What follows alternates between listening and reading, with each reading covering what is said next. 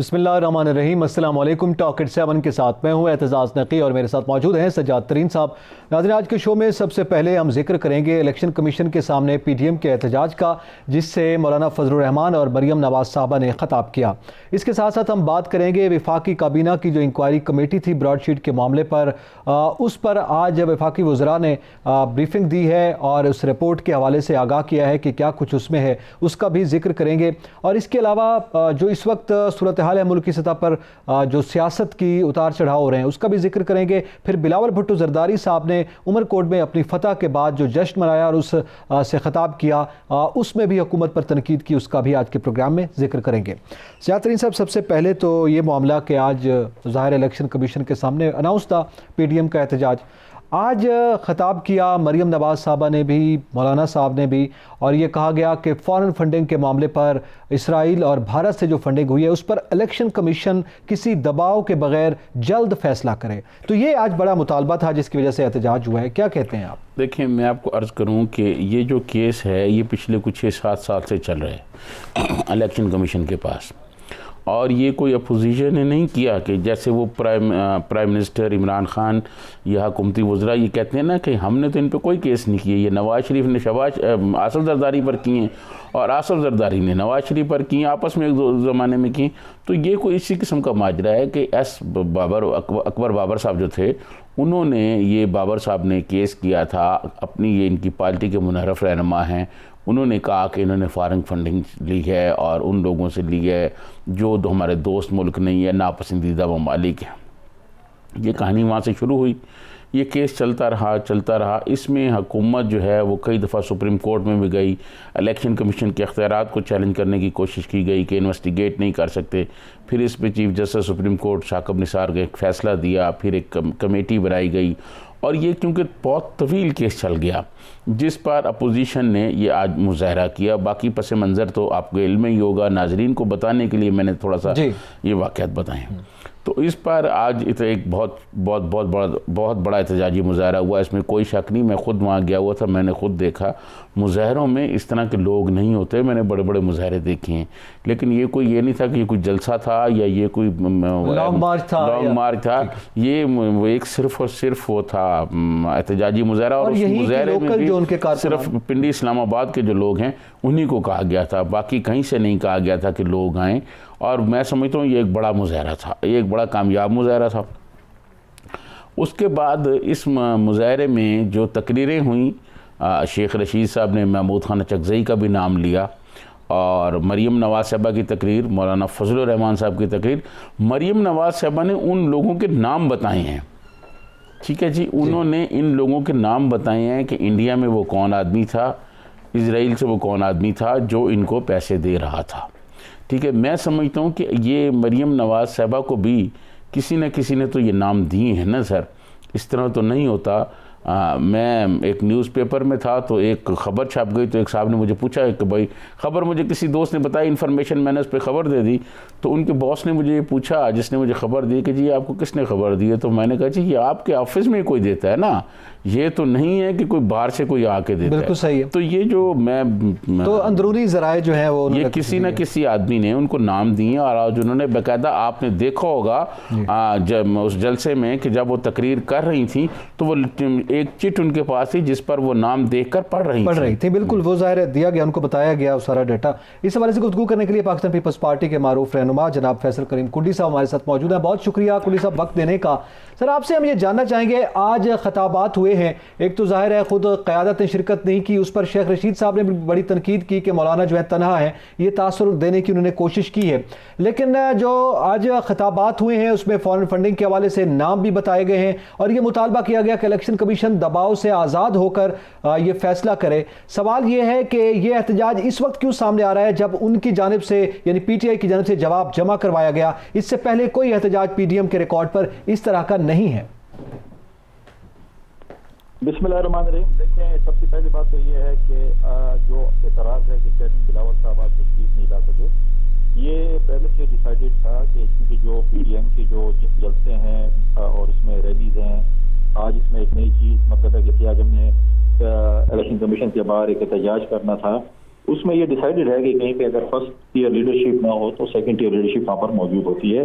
और आज आपने देखा कि राजा पर अशरफ साहब मौजूद थे, नैयर बुखारी साहब मौजूद थे, कायरा साहब थे, मैं था, नैयर अपना चौधरी मजूर साहब ने, हमने अपनी पार्टी की नुमाइंदगी, बाकी हमारे पार्टी के काफ़ी लोग आए हुए थे जो कि नीचे भी मौजूद थे। चेयरमैन साहब की सिंध में मसरूफियत की वजह से, बाई इलेक्शन भी है, मसरूफियत की वजह से वो तशरीफ नहीं ला सके। आपने देखो कल सखर में उन्होंने जो जिस तरीके से वर्कर जो मुलाजमीन थे उनमें जो फ्लैट तकसीम किए, तो इस पे जो है ये चीजें इसमें कोई मैटर नहीं करती। ठीक है, हुकूमत के पास एक पॉइंट आ जाता है कि जी ये नहीं था। देखिए मालाकांड में जो है वो मरीम नवाज साहबा की मसरूफियत थी, वो नहीं आ सकी, तो ऐसे होता रहता है कभी आप एक लीडरशिप कभी दूसरी भी सारे इकट्ठे नहीं हो सकते। तो ये कम अज कम हुकूमत के लिए होता है कि वो बात इस पे करते हैं।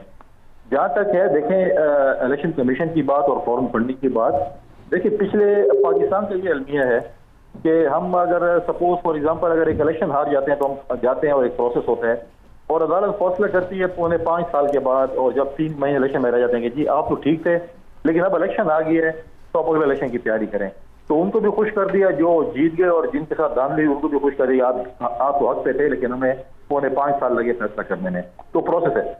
अब ये है कि हम 6-7 साल से फॉरेन फंडिंग का एक केस चल रहा है पीटीआई के खिलाफ, और वो मानते हैं कि ये एजेंट हमारे थे। आपके एजेंट से तो मतलब अगर आप कल किसी को वकील पकड़ते हैं और आप उनको दस्तखत करके देते हैं तो उनके पास सही था कि आपको मुकदमा लड़े।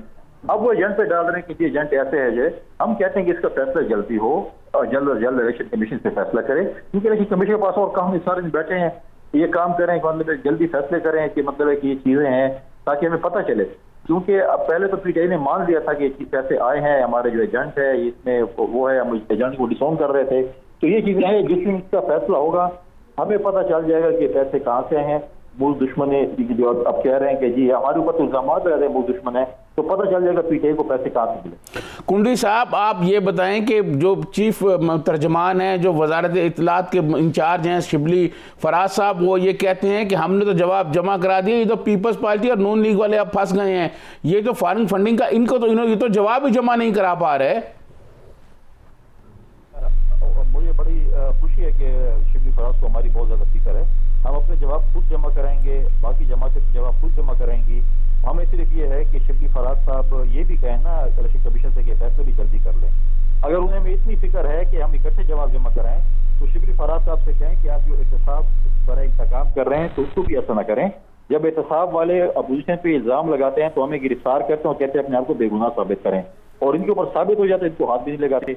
आपने एहतसाब कमीशन केपी में बंद कर दी है, आपके ऊपर बहुत आपने पूरे 7.5 साल दौर में केपी में या आप इस्लामाबाद की बात करें, आपने हमें जो है पीटीआई ने एक प्रायोरिटी दिया बीआरटी जो उनसे चल नहीं रही, वो पहले बीआरटी केपी में से नहीं चल रही और मुल्क पाकिस्तान से नहीं चल रहा। अब हम क्या कहें इनको, क्या कहाँ से सिखाएं इनको क्या है। और दूसरी बात यह है कि वो लोग थे जो कि अब फॉरेन फंडिंग के हवाले से भी है या डुअल सिटीजन के हवाले से जो चीखते थे, आज इनकी आधी काबीना जो है वो डुअल सिटीजन है।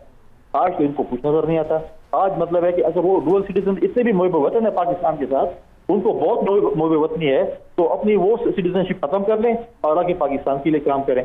लेकिन उन्होंने ये नहीं करना क्योंकि डुअल सिटीजन ने यहाँ पर जो है करप्शन करनी है और उसके बाद उन्हें मुल्क से फरार हो जाना। और कुंडी साहब आप ये बताएं कि ये पिछली जो हुकूमत कहती है, जो पिछली हुकूमतें थी उन्होंने इतनी करप्शन की, इतनी लूट मार की कि उनकी वजह से आज ये जो मसाइल दरपेश हैं ये उनकी वजह से हैं या आपकी हुकूमतों की वजह से हैं? देखें वो तो हमेशा उनके पास कोई और बात है नहीं। सजाद तरीन साहब ये कह रहे थे हमारे पास 200 मईशत के रस्सू हैं, वो 200 मईशत के रस्सू कहाँ पर चले गए हैं? वो तो 200 जो है इनके मेरे ख्याल में ATM मशीनें थी। फिर इन्होंने कहा कि जी ये तो कह रहे थे कि हम बड़ी तैयारी के साथ आए हैं, यहाँ पर फाइनेंस से उसमें जो है हमारी जो कमेटी थी, स्टैंडिंग कमेटी थी, उसमें असद उमर साहब भी अर्ज कर रहे थे। फिर उसके बाद जो अगर आप बात करें कहा हम बिल्कुल तैयार हैं, जब आ गए तो उसने वज़ीर-ए-आज़म कहते हैं हमें तो किसी को तैयारी ना हो तो वो ना आया करे, मतलब है कि हुकूमत में ना है, खुद तस्लीम किया कि हमारी तैयारी नहीं थी। अब वो कहते हैं कि पिछली हुकूमतों का तोहफा है। अब मुझे बताएं कि इनके पास जो डेपुटेशनिस्ट हैं, जो पैराशूट से उतरे हैं, आज जो इनको डिफेंड कर रहे हैं, वो किन हुकूमतों के लोग हैं? आज शेख रशीद साहब जो है बताएं कि ये CI पीपल्स पार्टी किस किस हुकूमत में ये नहीं रहे हैं। फिर दोस्त शिकवान साहिबा को देख लें, बाकियों के मैं किस किस का नाम लूँ आपके सामने सारे। तो ये जो मिस्त्री और मजदूर और इंजीनियर हमारे जो पिछले करप्ट लोगों के थे तो आज इनके पास हैं।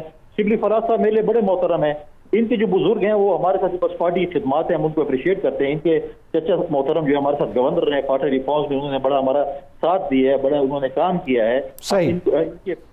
जी बहुत शुक्रिया फैसल करीम कुंडी साहब, आपने अपना कीमती वक्त दिया और हमसे गुफ्तगू की। शाहतरीन साहब, अभी फैसल करीम कुंडी साहब ने गुफ्तगू की है और गुफ्तगू करते हुए उन्होंने वो तो हवाला दिया कि ज़ाहिर है ये हमारे बारे में कहते हैं फॉरेन फंडिंग के हवाले से, लेकिन क्या ये सवाल पैदा नहीं होता कि आज जो पीडीएम जब जलसे जुलूस कर रही थी और मुजाहरा कर रही थी इलेक्शन कमीशन के सामने और उनसे आज़ादाना फैसले की बात की गई, दबाव के बगैर किसी आज़ाद फैसले की बात कर रहे हैं वो, लेकिन क्या खुद ये एहतजाज एक दबाव नहीं है एक इदारे पर कि आप प्रेशर डाल रहे हैं कि आपकी मर्जी ही का फैसला है, वरना जैसे मौलाना साहब ने ख़ताब में भी ये कहा कि अगर फैसला हुकूमत के हक़ में आता है तो वो ये समझा जाएगा कि दबाव के तहत किया गया। नहीं, देखिए मैं आपको अर्ज़ करूँ, बात यह है कि पाकिस्तान जो है वो एक आइन के तहत चल रहा है, वो किसी की ख्वाहिश पे नहीं चलता कि कोई ख्वाहिश अपनी बनाए। बात यह है कि हुकूमत ने इस केस को तवालत ख़ुद दी है कि इलेक्शन कमीशन ने जब इसको शुरू किया तो वो मुख्तलिफ़ पटिशनें लेके कभी हाई कोर्ट कभी सुप्रीम कोर्ट में, वहाँ काफ़ी टाइम जो है वो लगा। फिर उसके बाद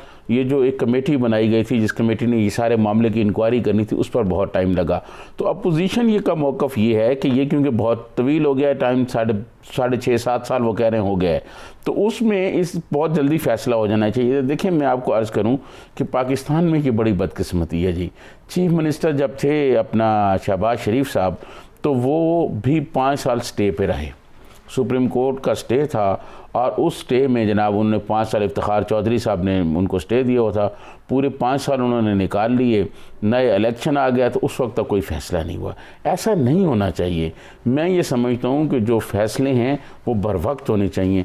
अगर ये फ़ैसला कुछ भी हो, फ़ैसला जो भी इलेक्शन कमीशन के सामने, देखें इलेक्शन कमीशन ने जो फ़ैसला करना है वो आइन और कानून के तहत करना है, उनके सामने जो सबूत मौजूद होंगे उसको आइन और कानून के तहत उन्होंने करना है। तो मैं ये नहीं समझता कि ये कोई इस पर कोई दबाव आएगा इलेक्शन कमीशन पे। खुद प्राइम मिनिस्टर इमरान खान भी करते रहे इलेक्शन कमीशन के सामने। ज़ाहिर है यही सवाल पैदा होता है ना कि बर वक्त अगर वो फैसला आता है और वो वैसा नहीं आता जो आप एक्सपेक्ट कर रहे हैं, तो फिर उस सूरत हाल में क्या हो सकता है, इस पर भी गुफ्तगू करते हैं। यहाँ पे वक्त तो एक ब्रेक का, हमारे साथ रहिएगा।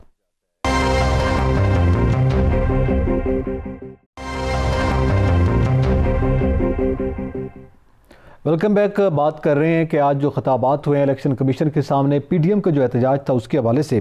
शाहतरीन साहब, अभी गुफ्तगू यही हो रही थी कि ये एहतजाज जो हुए हैं और उसमें ज़ाहिर है एक तासुर ये दिया जा रहा है, हुकूमती सतह पर यह कहा जा रहा है कि ये दबाव डालने की भी कोशिश है, और मौलाना साहब भी तना है, वो शेख साहब ने जो गुफ्तगू की। लेकिन आज के मजमे की सूरत हाल के हवाले से हुकूमती वर्जन आपके सामने है। वज़ीर दाखिला ये फरमाते हैं कि आज का जो मजमा था और आज की जो गैदरिंग थी पीडीएम के शो जो हमने देखा, उसके बाद हम बड़े रिलैक्स हो गए हैं कि आप आराम से आएँ, लॉन्ग मार्च करें। हमने तो इसके लिए भी बड़ी तैयारियां कर रखी थी, लेकिन ये भी कोई तादाद नहीं थी, तो लॉन्ग मार्च भी कोई बहुत बड़ा नहीं होगा। मैंने वफाकी वज़ीर शेख रशीद साहब की प्रेस कॉन्फ्रेंस सुनी, तो उस प्रेस कॉन्फ्रेंस में जब वो बातें कर रहे थे तो मुझे एक बात याद आ गई कि हुए तुम दोस्त जिसके उसका दुश्मन आसमां क्यों हो। नकी साहब, आप ये देखें कि मेरे ख़्याल में किसी एक आधे चैनल ने महमूद खान अचकज़ई की तकरीर शायद नशर की है, वो भी शायद कोई पॉइंट नशर किए होंगे, बाकियों ने नहीं की। और बहुत सारे लोग मुझसे ये पूछ रहे थे कि आज लगता है अचकज़ई साहब शायद आए ही नहीं है जलसे में, लेकिन वज़ीर दाखिला साहब ने उस पर बात करके उनका नाम लेके उनको सारा का सारा क्रेडिट दे दिया। अब लोग जो हैं उनकी तकरीरें, अभी मुझे मैसेज आ रहे हैं, लोग उनकी तकरीरें जो हैं वो यूट्यूब पर सर्च कर रहे हैं। एक बात ये है वज़ीर दाखिला साहब। दूसरी बात यह है कि फवाद चौधरी साहब ने जो बातें की हैं, मैं ये समझता हूँ कि ये एक उन्होंने जो कहानी सुनाई है कि जी ये माजी की सारे वाक़यात और ब्रोडशीट के ये हो गया वो हो गया, इनका कोई फ़ायदा नहीं है। आज उस पे अभी आते हैं फवाद चौधरी साहब के मामले पे। मैं अर्ज़ करूँ कि उन्होंने मरियम नवाज साहबा ने जो बातें कही हैं ना जी, मरियम नवाज साहबा के ने वो बातें कही हैं, उनका जवाब देना हुकूमत की जिम्मेदारी थी। ठीक है, ठीक है जी। फॉरेन फंडिंग केस के हवाले से ये ठीक है, जो वो कह रही है कि 30 मरतबा तो आपने इसको डिले किया, मुकदमे को आगे पीछे करके, और फिर आप आए और गए। ये हुकूमत ने खुद किया है ना, खुद हुकूमती सतह पे मरियम नवाज साहबा की होती। बल्कि मरियम नवाज साहबा ने क्या कहा है, जरा चलाइएगा प्रोड्यूसर साहब, जरा गुफ्तगू सुने मरियम नवाज साहबा ने आज क्या गुफ्तगू की है। पैसा जो इमरान खान के अकाउंट में आया, पाकिस्तान तहरीक इंसाफ के अकाउंट से आया, ये कैसे आया जानते हो? किसके जरिए आया? हुंडी के जरिए। हुंडी के जरिए इमरान खान ने अपने जुर्म का एतराफ कर लिया है। तो जब जुर्म का एतराफ कोई कर लेता है तो उसके बाद फैसला नहीं होता, उसके बाद सिर्फ सजा होती है। रहेगा। जी, मरियम नवाज साहबा की आपने सजाद तरीन साहब गुफ्तगू सुनी, बड़ी दिलचस्प सूरत हाल पैदा हुई है। ये आज जो हम शॉर्ट चला रहे हैं, हमने जो गुफ्तगू उनकी सुनी है, वो हुंडी के ज़रिए, हुंडी और हवाला की ये इस्तिलाहें एक ज़माने में ख़ुद इमरान खान साहब इसी तरह तकरीर कर रहे होते थे और मियाँ नवाज शरीफ के हवाले से वो ये बातें कर रहे होते और हुंडी हवाला का बार बार वो जिक्र किया करते थे। क्या सितम है ज़माने का कि वक्त ने क्या करवट बदली कि आज अपोजिशन में मरियम नवाज साहब, मियाँ साहब की वो बेटी जो हैं वो उसी वज़ीर आज़म इमरान खान है और उसी पर हुंडी हवाले के हवाले से बात कर रही है। देखिए, मैं आपको अर्ज़ करूं कि तारीख़, सियासी तारीख़ जो है उसने एक दफ़ा फिर पोजीशनें तब्दील कर दी हैं, लेकिन माहौल वही पैदा कर दिया है। अब मैं समझता हूं कि अपोजिशन जो है वो बहुत बहुत पुरएतमाद है। आज हुकूमती वज़रा जो मर्ज़ी है कहते रहें, वज़ीर दाखिला शेख रशीद साहब जो मर्ज़ी है कहते रहें, लेकिन जिस तरह के वो लबो लहजे में बात कर रही थी मरीम नवाज़ साहबा, मौलाना फजल रहमान साहबा, नैयर बुखारी साहब ने भी बात की, मैं समझता हूँ जिस लहजे में और जिस एतमाद से वो बात कर रहे थे, वो ये समझते हैं, अपोजिशन जो ये समझती है कि शायद ये फ़ैसला जो है ये पीटीआई के ख़िलाफ़ आएगा। आपको याद होगा हमने साबिक़ secretary election commission Kanwar Dilshad sahab को भी लिया था और उन्होंने भी यही खदशात का इजहार किया था। तो मैं समझता हूँ आइनी और कानूनी अमूर के जो जितने भी आइन और कानून के माहिरीन हैं, उन माहिरीन से यकीनन अपोजिशन भी मशावरत कर रही होगी और उन्होंने कुछ ना कुछ बताया होगा। आज मरीम नवाज़ साहबा के लहजे में बहुत एतमाद था, ये बात नहीं है। आज वो बहुत एतमाद से बात कर रही थी और जिस लहजे में वो गरज रही थी उससे लग रहा था कि उन्हें कुछ यकीन है कि ये फ़ैसला शायद पीटीआई के ख़िलाफ़ आए। फ़ैसला क्या आएगा ये तो वक्त बताएगा, लेकिन मैं अपोजिशन के लीडर्स जो हैं जो स्टेज पर मौजूद थे उनके लबो लहजे से ही लग रहा था कि सूरत हाल कुछ जो है ना, उनको ये यकीन ज़रूर है कि सूरत हाल जो उनके हक में जा सकती है, लेकिन साथ साथ तहफ़्फ़ुज़ात का इजहार भी वैसे मौलाना साहब ने किया है। आज मौलाना साहब ने भी बड़ी ज़बरदस्त गुफ्तगू की है, ज़रा मौलाना साहब की गुफ्तगू सुनाइएगा, वो क्या बोल रहे हैं आज के खिताब में। मैदान में रहना है, हमने उनको बताना है कि हमें गर्दन उठा के चलना आता है, गर्दन झुका के चलना नहीं आता। हमारे जिस्म पर एक सर है, अगर वो इज्जत के साथ है तो सर आंखों पर, और अगर वो इज्जत के साथ नहीं है तो फिर ये सर बोझ है, इसको उतर जाना चाहिए। तो हम जिस मैदान में निकले हैं ये शरई लिहाज से जिहाद है और इससे पीछे हटना गुनाह है। हम आईन और कानून के दायरे में जिहाद लड़ रहे हैं। हमने इस दायरे में रहते हुए इन नापाक हुक्मरानों के खिलाफ, नाजायज हुक्मरानों के खिलाफ, चोर हुक्मरानों के खिलाफ मैदान जिहाद में रहना है। हमने मौलाना फजल रहमान साहब की गुफ्तगू सुनी और सजाद तरीन साहब उन्होंने खैर लंबी चौड़ा खिताब किया और बड़ी खुल के आज उन्होंने बातें की हैं और तनकीद का निशाना बनाया, इदारों को भी बनाया, हुकूमत को भी बनाया, इमरान खान के हवाले से यहूद नसारा का एजेंट, यहूद हनूद का एजेंट भी करार दिया। आज मौलाना साहब ने अपने स्टाइल में गुफ्तगू की है, लेकिन ये जो अभी आपने गुफ्तगू सुनी है उसमें भी बात कर रहे हैं कि ये गर्दन उठा के हम चलते हैं और इज्जत नहीं है तो फिर ये सर उतर जाना चाहिए। ये किसको पैगाम दिया जा रहा है? देखिए, मैं आपको अर्ज़ करूं कि मौलाना फजल रहमान एक बहुत ज़ीरक सियासतदान हैं और वो बहुत सियासत को बहुत बारीक बीनी से देख रहे हैं और चीज़ों को समझ रहे हैं। मैं ये समझता हूँ कि पॉलिटिशियन जो होते हैं वो बाज़ दफ़ा जो बात कर रहे होते हैं वो बज़ाहिर ऐसे लग रही होती है जैसे कोई गैर ज़रूरी बात है, लेकिन वो किसी न किसी क्वार्टर को कोई ना कोई मैसेज दे रहे होते हैं, पैगाम दे रहे होते हैं। एक दफ़ा मोहतरमा बेनज़ीर भुट्टो का एक जलसा मैंने अटेंड किया तो उन्होंने बहुत बड़े पैमाने पे वो उस जलसे में गुफ्तगू की। उनका वो लाहौर में जलसा था, तो उस जलसे में जो उन्होंने गुफ्तगू की वो मुझे जब जलसे के बाद मैंने पीपल्स पार्टी के बहुत सारे लोगों से पूछा कि ये जो सामने ऑडियंस बैठी थी इनके हवाले से तो मोहतरमा ने ये बातें नहीं की, ये किसको कह रहे हैं? तो उन्होंने कहा कि ये जलसा अमेरिका के लिए था। तो ये मैं समझता हूँ जो पॉलिटिशियंस होते हैं ये जलसों में जो गुफ्तगू करते हैं, ज़रूरी नहीं कि उनके सामने जो हाज़रीन बैठे होते हैं वो उनके लिए कर रहे होते हैं, वो किसी न किसी इदारे, किसी न किसी को एक पैगाम दे रहे होते हैं। मौलाना फजल रहमान साहब के जो जुमले आपने सुनाए हैं और जो आपने कोट भी किए हैं और कोट करते हुए आप मुस्कुरा भी रहे थे, तो मैं ये समझता हूँ कि ये उन्होंने किसी न किसी को एक मैसेज दिया, एक पैगाम दिया है और ये कहा है कि मामलात को यहाँ तक ना ले जाएं कि फिर हम सर भी अपने देने के लिए तैयार हो जाएं। मौलाना फजल रहमान जो हैं वो पाकिस्तान के एक बहुत बड़ा जो मजहबी तबका है उसकी नुमाइंदगी करते हैं, उनके फॉलोअर बहुत ज़्यादा यहाँ मौजूद हैं। आपको याद होगा यहाँ एक धरना हुआ था, शदीद सर्दी थी, मैं उस धरने में घूमता रहा और 80-80 साल के बूढ़े शख्स जो थे, नौजवान भी थे, बूढ़े भी थे, और शदीद सर्दी और शदीद बारिश में वो बैठे रहे थे। मौलाना फजलुर रहमान की तकरीरें जब वो सुनते थे उनमें और जोश आ जाता था।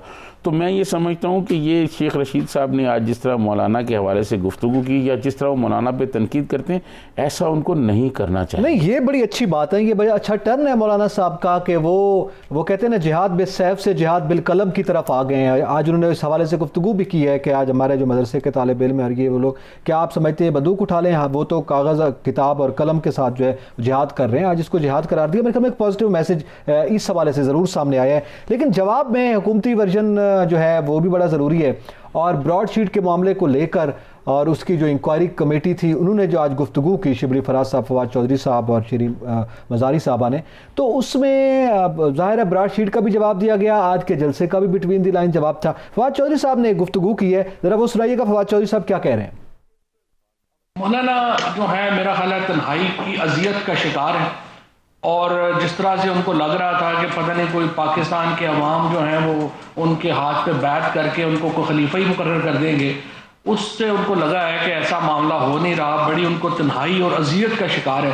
तो मैं मौलाना साहब को कहूँगा कि इसको सस्पेंड करें, तकरीर को किसी हकीम वगैरह के पास जाएं और जहनी तनाव में दबाव की कुछ जो तजावीज़ हैं वो लें। वैसे भी अब हमने पाकिस्तान में आपको पता है CBD अलाउ कर दी है, और उसका अच्छा, वो भी एक अच्छा इलाज है। मौलाना जो है इस्तेमाल करें, उससे उनको फाका होगा। फवाद चौधरी साहब की गुफ्तगू आपने सुनी। जी सजाद तरीन साहब, इस पर अब क्या तबसरा आप फरमाएंगे? देखिए, मैं आपको अर्ज़ करूं कि फवाद चौधरी साहब और डॉक्टर मज़ारी और शिबली फराज साहब की मैंने पूरी प्रेस कॉन्फ्रेंस सुनी है। मैं आपको अर्ज़ करूं कि मैं ये सोच रहा था इनके वज़रा के आने से पहले, जब PDM के लोग एहतजाजी मुजाहरे से खिताब कर रहे थे, तो मैं ये नोट कर रहा था कि ये जो बात कर रहे हैं, एक पॉइंट मेरे पास लिखे हुए थे वो, तो मैंने कहा जिस तरह ये पॉइंट बात कर रहे हैं, मरियम साहिबा हैं, मौलाना फजलुर रहमान हैं, या नैयर बुखारी हैं, या महमूद खान का वज़ीर दाखिला ने भी नाम ले लिया, महमूद खान अचकज़ई ने जो बातें की, इनका जवाब पॉइंट टू पॉइंट आके हुकूमती वज़रा देंगे, और इनको देना भी चाहिए था। मैं ये समझता हूँ कि हुकूमती वज़रा ने उन बातों का जवाब नहीं दिया, उन सवालात का जवाब नहीं दिया जो PDM के रहनुमाओं ने एहतजाजी मुजाहरे के दौरान अपनी तकरीरों में उठाए हैं। वो मेरे टॉक शोज में दे रहे हैं, उनका जवाब देना चाहिए था। कल फरक हबीब साहब, ये वो मेरे में एक टीम है जो पॉइंट टू पॉइंट जवाब दे। देखिए, वो टॉक शो में भी आके जवाब दें, लेकिन हुकूमती रद्द-ए-अमल जो अभी तो वो तकरीरें जारी थी, हुकूमती रद्द-ए-अमल सामने आना शुरू हो गया था, तो उनको ये चाहिए था कि वो सारे जवाब देते। इस पे ये बात मौलाना ने कही है, इसका जवाब ये है, ये मरियम साहबा ने कही है, इसका जवाब ये है, ये आफ्ताब खान ने बात की, आफ्ताब खान शेरपाव ने भी आज बात की है, ये शेरपाव खान ने बात की, इसका जवाब ये है। तो मैं ये समझता हूँ कि आज मुझे ऐसा एहसास हुआ है कि इन अपोजिशन के जो रहनुमा हैं उनकी बातों का जवाब हुकूमत नहीं दे सकी। लेकिन सर, जवाब तो वही है जो उन्होंने इलेक्शन कमीशन में जमा करवा दिया है, उस पर अपोजिशन बोल रही है। अब वो किस किस चीज़ का और क्या क्या जवाब दे? जवाब तो वो जमा करवा चुके हैं। इस पर मजीद भी गुफ्तगू करते हैं। नाज़रीन, जहाँ पे वक्त तो एक ब्रेक का, हमारे साथ रहिएगा।